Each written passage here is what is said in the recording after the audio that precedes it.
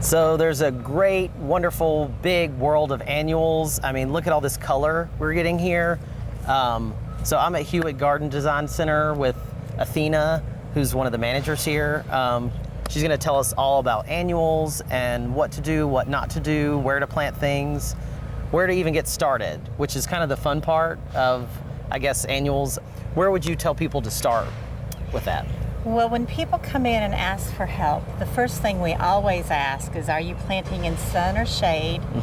And then we like to kind of know if they're planting in the ground or in pots. Not that annuals really are that particular, but sometimes it helps us to know if they want a mass of color, or if they want lots of color to go in their pots, or one color, what their favorite colors are. Start with those kind of things. Yeah, and water needs, I guess, too, is a big thing. Water needs is a big deal, because you don't want to put plants that like to be dry in with plants that like to be wet if you're going in a pot. So that makes a difference too.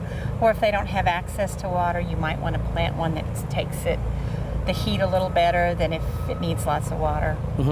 And I know also with annuals, height and expected growth size is a big thing, because you put this little thing in the ground and then it gets 6 feet tall. Right, they do, they grow. When we have little pots of plants, people don't realize how big they can get, so sometimes it's easy to overplant your space or your pot, and we help with the growth size on that and how many you might need in a space.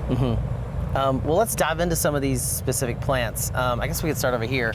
So Impatiens, of course, you know, everybody pretty much knows Impatiens. I feel like if you're not growing them, your grandma and your mom and your neighbor is. Absolutely, they're beautiful. This is a mixed tray of Impatiens. They will do well in the shade. They love the shade. They need water. When it gets hot in July and August, you really need to water them, but they're great in the shade, and they do great in pots. They do great as a mass border if you've got a space for shade border. They're very easy to do, and they'll get surprisingly taller as soon as you take them out of these little 4-packs. They'll get surprisingly taller, so they make a nice statement. Yeah, and so I was at morning sun up until about noon. They will take morning sun. They might get a little droopy if they're dry in the morning sun, but they will take morning sun if they need to. Yeah, and of course we couldn't do annuals without begonias. Who's this one right here? He's a green leaf bedding begonia is what we call him. And he loves the shade. Wonderful bedding plants. You'll drive around town, see them out in front of neighborhoods or shopping centers, that they're used a lot. The green leaf you want to plant in the shade. The bronze leaf one you can plant in the sun. So you always want to keep that in mind. And they do mound, and they get really, really pretty, and probably considerably bigger than that. I've also heard them called whiskey and vodka begonias, with the dark ones being whiskey and the green ones being vodka, which is a fun terminology for them. That is fun. And again, another tried and true one, the lantanas, which there's tons and tons of colors. There's tall ones, there's short ones, there's all, like you said, colors. There's ones that drape, ones that mound. So they're a great annual summer for Tennessee, because they love our heat. Our deer don't eat them. You don't have to water them near as much as you would some of the others. And they deadhead themselves. They bloom in pretty much till frost. Yeah. Speaking of deer, which pretty much all of us have, marigolds are considered a deer deterrent, right? They are. They're deer resistant and deer deterrents. And rabbits. Rabbits don't like them either. Yeah. And so these are fun. These will get, are these the tall ones? Will they get big? These are not the tall ones. They're gonna, if you were to plant these in the ground or a bigger pot, they're gonna mound a little more, but we do have ones that get tall. They're great to plant alongside your garden to keep the deer and rabbits out of your cabbage or lettuce or whatever. And they add color, and they bring the pollinators to help your garden. So they have a lot of uses in the garden. And if yellow and orange is too strong, I know there's white varieties also that are a little softer on the eye. There's white varieties, there's even some red, and then there's mixed colors. These are solid, but there's some that are mixed. And there's this one I don't know a ton about. These are really cool. Tell me about these. That is a Gazinia. Gazinia. Gazinia. It loves the sun. It's a workhorse in the sun, kind of like lantana is. Deer don't seem to enjoy it at all. It blooms all summer long, nonstop. Once it gets established, it's a beautiful plant. Kind of resembles a sunflower. Doesn't exactly look like a zinnia, but a lot of the same growth habits as a zinnia. And these come in some wild colors, right? Yeah, we've got it in orange and yellow, and I think there's a red and kind of a brownish red back there. That's fun. Yeah. Yeah. And for kind of more of architectural size to like go with your mounding or trailing plants, some of these like Gumrinas are. They add a pop of fun for sure. Yeah. Let me try to get this guy out. So tell me about this little guy. They get about 15 inches tall, send off these pretty little blooms all summer long. The deer have not eaten mine. Okay.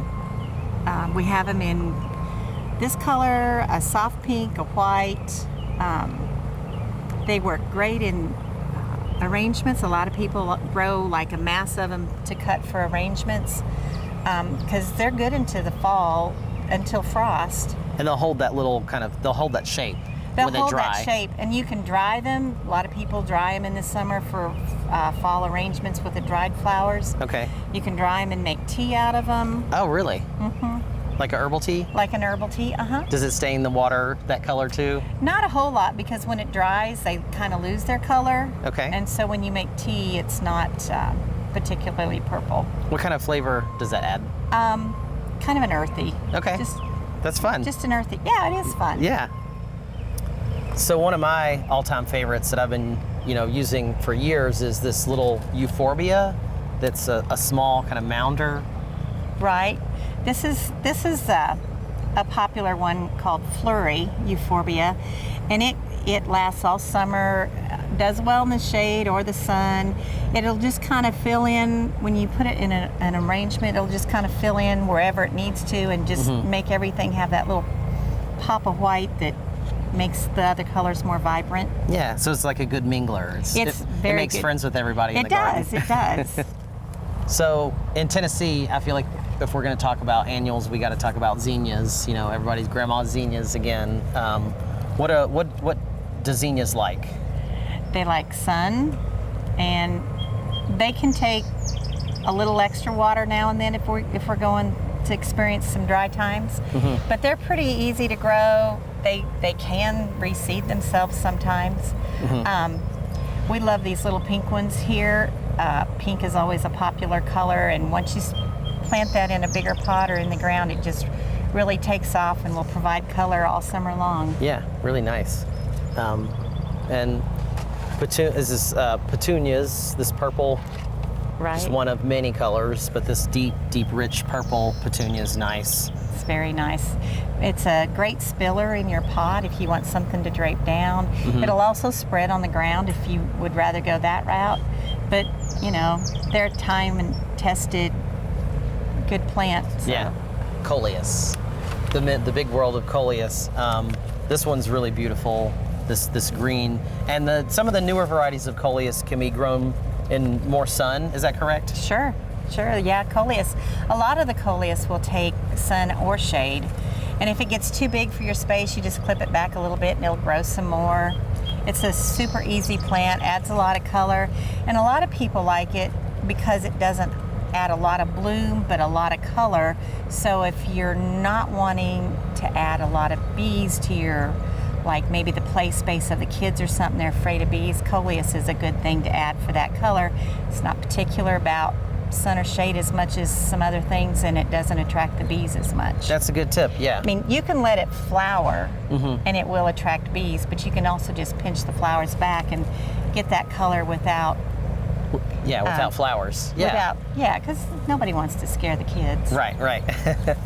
So these Angelonias, which are a really cool plant, and I see two different sizes here too, which shows you difference in cultivar, this little guy versus this big tall guy.